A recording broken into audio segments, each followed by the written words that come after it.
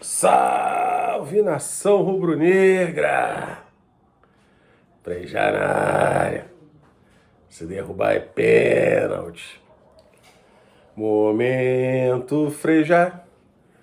Plantão extraordinário do Momento Frejá para comentar sobre a demissão do nosso Pardal. Eu gravei o Momento Frejá ontem, após o jogo, né, após a goleada de 8-0, né? Achei que não teria nenhum outro tipo de surpresa, né? Fui assistir, né? Peaky Blinders, né? Aí, tô assistindo Peaky Blinders, um amigo vai e me manda pelo WhatsApp a notícia de que o Flamengo teria demitido o Filipe Luís. A princípio eu achei que era fake, né? Aí depois eu entrei lá no site da Globo e vi de fato que tinha sido demitido mesmo. A matéria era verídica, né? Me causou surpresa.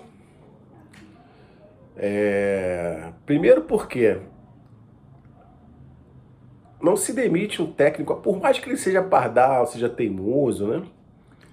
Dificilmente se demite um técnico por uma goleada, por mais que seja um time bagre, né? Por mais que eu tenha dito aqui no Momento Frejá, ontem, que não servia de parâmetro, porque era um mamão com açúcar, era um café com leite, era uma madureira, né? Enfim. Porra, você demitiu o treinador depois de um 8-0 e outra, um cara que acabou de ser campeão brasileiro da Libertadores, né? Isso me surpreende. Eu sempre critiquei aqui o Pardal, escalações malucas e tal, né? Substituições equivocadas, às vezes a demora nas substituições, né? Às vezes a falta de meritocracia, mas eu nunca pedi a cabeça dele. Até porque eu acho ele um bom técnico, um técnico promissor. É teimoso, é muito teimoso, né? Mas isso não é exclusividade dele, né? A gente tem vários aí técnicos teimosos que insistem em determinados jogadores e que no final acabam morrendo na praia, né? Essa é a verdade, né? Vamos ser justos, né? Como eu falei em outros momentos, falei já. O time já não vinha jogando bem há muito tempo, desde o ano passado. Né? A gente ganhou alguns jogos graças à individualidade de alguns jogadores, principalmente do Arrascaeta, que estava numa fase goleadora, estava em ótima fase. Decidiu vários jogos para o Flamengo. Enfim, mas eu não cogitava sequer a hipótese de demissão do nosso Pardal, né? Enfim, achei que a diretoria cometeu uma injustiça da forma como foi feita essa demissão. Né? Eu acho que se tinha que ter demitido o cara, demitisse logo após o jogo do Lanús. Porque aquele jogo contra o Lanús, os dois jogos, foi um show de horrores. E a declaração dele na coletiva, principalmente após o segundo jogo, né, após de novamente inventar uma escalação maluca, terminar o jogo com o Cebolinha de lateral direito, um bando em campo, a doideira danada, né, cedendo a virada, né, pro Lanús, nos acréscimos ali, na prorrogação, aquilo ali foi bizarro, né? Mexidas bizarras, colocou Léo Ortiz falhou, se não me engano, no terceiro gol dos caras. Enfim, ali, no meu entendimento, se a diretoria tivesse demitido ali, faria até um pouco de sentido, né? Porque o futebol ele é imediatista, depende de resultados. E no Flamengo é amplificada essa questão de depender de resultados, né? O Flamengo, por ser o maior clube do Brasil, maior da América Latina, maior da América do Sul, quiçá o maior do mundo, que é o maior do mundo, porra, tem uma pressão muito grande por resultados. Isso aí é fato, né? Então, se o Pardal tivesse sido demitido logo após o segundo jogo do Lanús, onde foi um show de horrores, um show de bizarrices, uma escalação maluca, com 3 jogadores perebas que não tem costume de fazer gol, tá? Tô generalizando aqui a questão do pereba, né? Mas pra mim o pereba mesmo é o Samulino, é o Pangalino. Plata é um jogador mediano, é desengonçado. Ele é esforçado, mas ele é desengonçado. Não é jogador para ser titular do Flamengo, né? E a Neymar Lésbico é aquilo, né? Cachaça direto, irmão. Quando chuta pra gol é peteleco, enfim, os três com alergias a gols. Se demite logo após aquele jogo, daria para entender. Porque o Flamengo hoje ele é gerido por pessoas que são voltadas, né? Vieram, né? São oriundas, né? Do ramo empresarial, são grandes empresários, empresários bem-sucedidos e tal, né?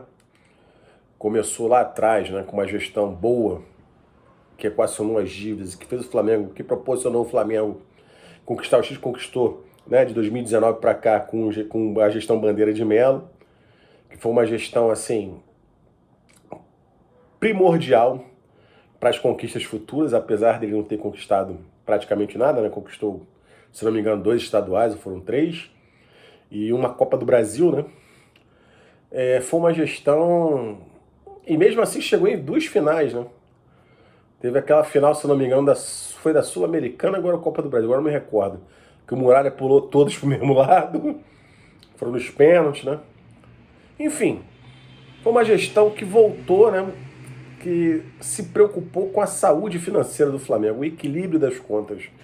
Né? Uma gestão empresarial é assim. Né? Devolveu o Wagner Love, que era um salário absurdo, enfim. Aí veio a gestão do Landim, né? Que com a contratação aí do JJ, né? Conquistou tudo que tinha para conquistar, né? Não conquistou a Copa do Brasil porque ele já chegou bem tarde, né? Mas enfim, foi uma conquista absurda, né? O brasileiro, a gente ganhou do trio elétrico, comemorando o título da Libertadores, assim, foi uma pontuação recorde de pontos corridos, um futebol envolvente, vistoso, dava gosto de se ver, né? Então teve a gestão Landim, que foi uma gestão muito vitoriosa, e agora nessas últimas eleições aí o BAP entrou, né?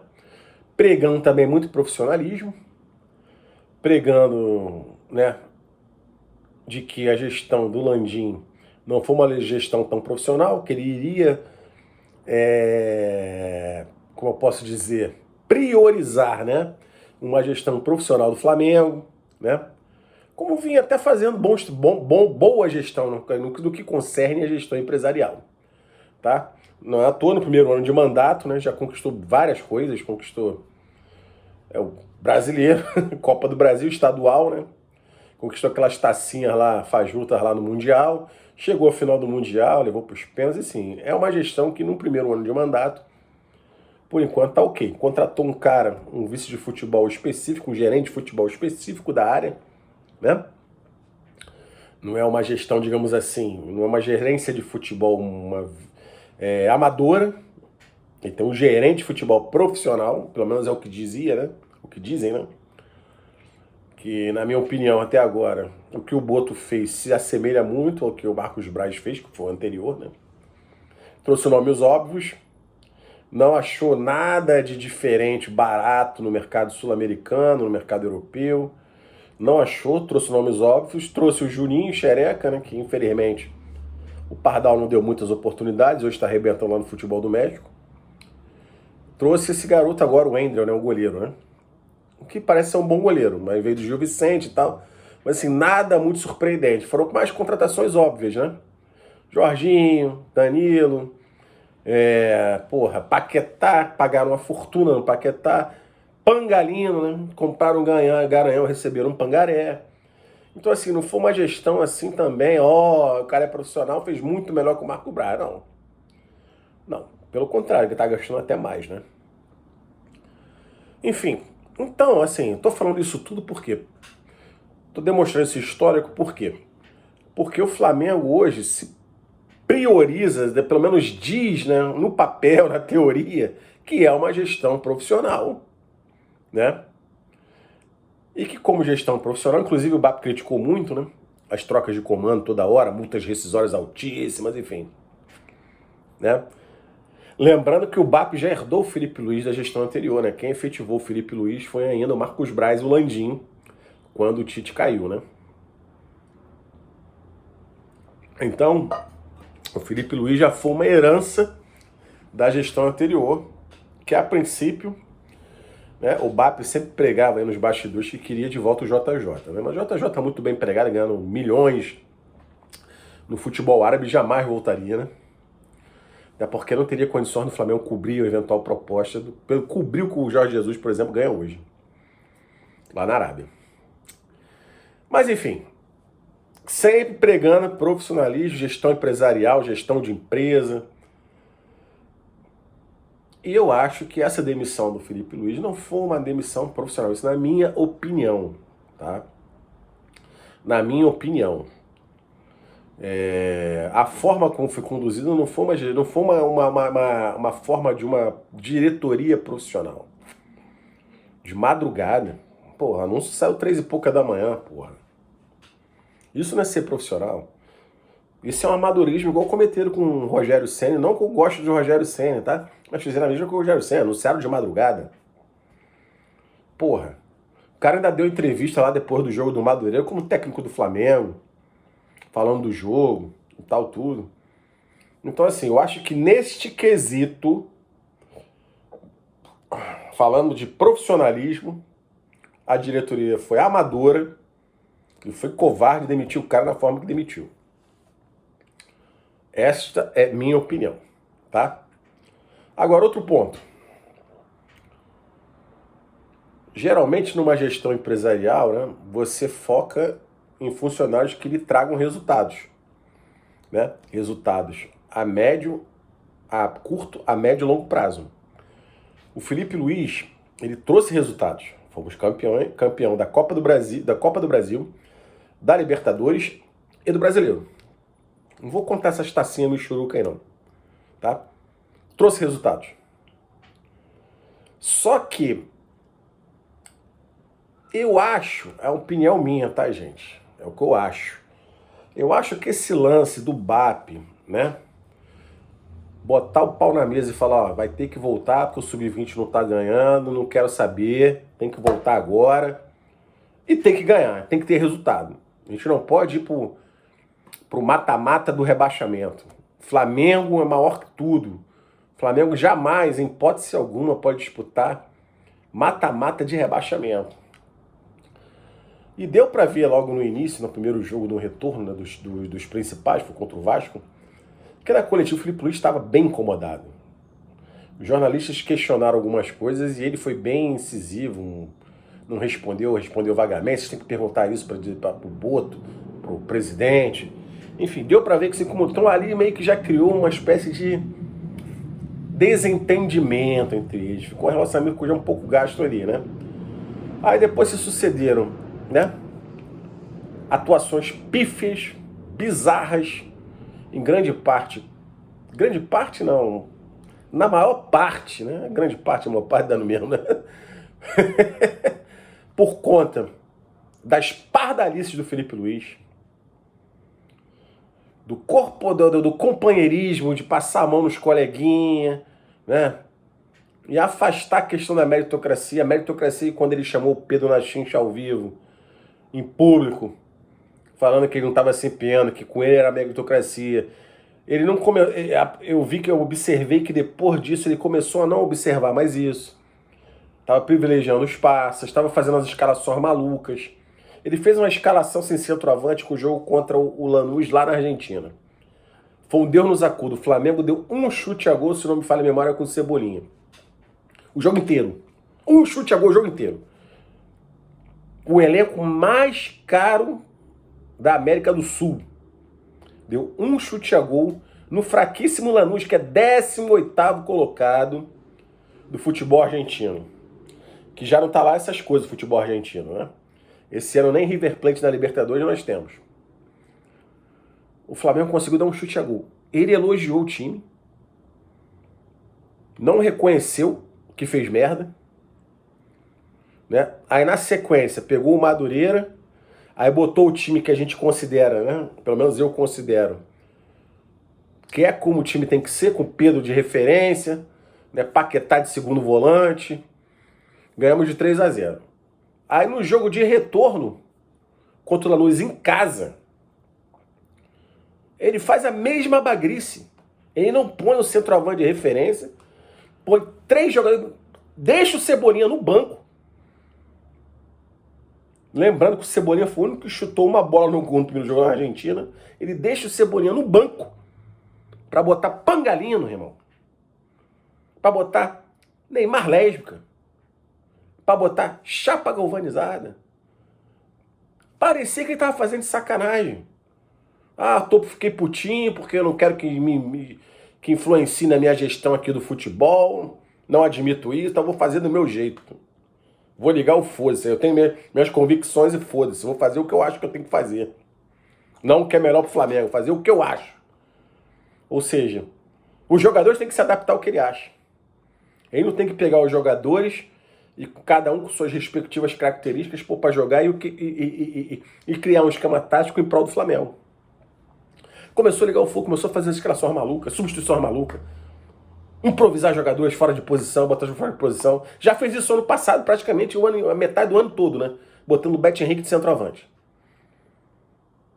Beto Henrique acho que só jogou uma vez com o Pardal na posição de origem dele, que é na ponta esquerda ali. Uma, se eu me... E foi porque no decorrer do jogo que ele foi pra lá. Acho que não foi nem porque ele escalou inicialmente já ele como ponta, não. Pelo que eu me lembro, só foi uma vez que eu vi. Então, assim, ele também cavou essa demissão. A verdade é essa. A verdade é essa. E, né, os resultados, futebol brasileiro é isso. Os resultados falam por si só, né? Perder Supercopa e Recopa para dois times infinitamente inferiores foi o estopim para mim. E outra, como eu falei, tinha que ter mandado embora depois que perdeu a Recopa. Segurou mais um jogo, pra quê? Pra quê? Eu sei pra quê. Porque ainda não tinha negociado com ninguém, engatilhado ninguém pra pôr no lugar. Outra coisa que eu acho sacanagem, negociaram com o Jardim e demitiu o cara. Mas eu acho sacanagem? Acho, mas eu não sou hipócrita. A verdade é que isso acontece no futebol, sempre aconteceu, sempre vai acontecer. Injustiça, não sei o que lá, que o cara mandaram o cara embora, o cara ganhou uma porra de coisa. E se o cara já recebesse essa porra da Europa, não ia meter o pé e ia largar a gente aqui na merda também? Como aconteceu com o Jorge Jesus, por exemplo? Não meteu o pé e foda-se, ligou foda-se? Também não acontece do lado de lá? Por que não pode acontecer do lado de cá? Não existe ética no futebol, essa porra de ética não existe, galera. A verdade é essa. A gente fica chateado, eu fiquei chateado, eu não gostei da forma como foi conduzido, porque além de eu ser Mengão, pra caralho, que era o melhor pro Flamengo, eu tinha simpatia pelo Pardal. O Pardal, flamenguista, rubro-negro de infância, conquistou títulos. Eu acho que não merecia ser demitido dessa forma. Mas falar que não existe, ou você é hipócrita dizer que não existe, futebol, o meio é esse, cara. É um querendo passar perna no outro, um querendo se dar bem em cima do outro. Esse é o futebol. Se ele tivesse uma proposta de um clube europeu de ponta, ele ia meter o pé e largar o Flamengo aqui na merda também, irmão.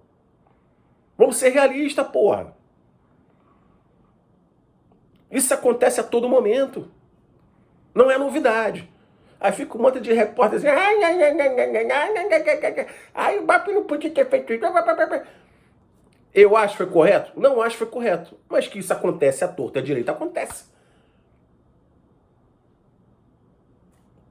É antiético? É. É imoral? Talvez.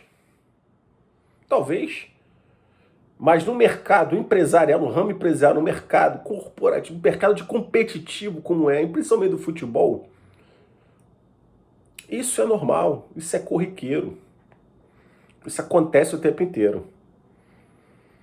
Então, quem não lembra do Papai Joel que largou a gente aí, foi para a seleção acho que foi da África do Sul, né?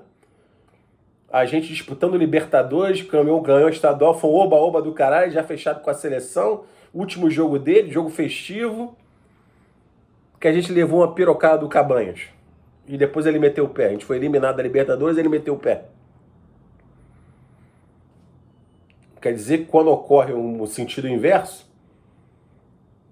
não pode, é o chilique, porra, entendeu? Assim, vocês entenderam o que eu quis dizer, né? Eu, como flamenguista, admirador do Felipe Luiz como atleta,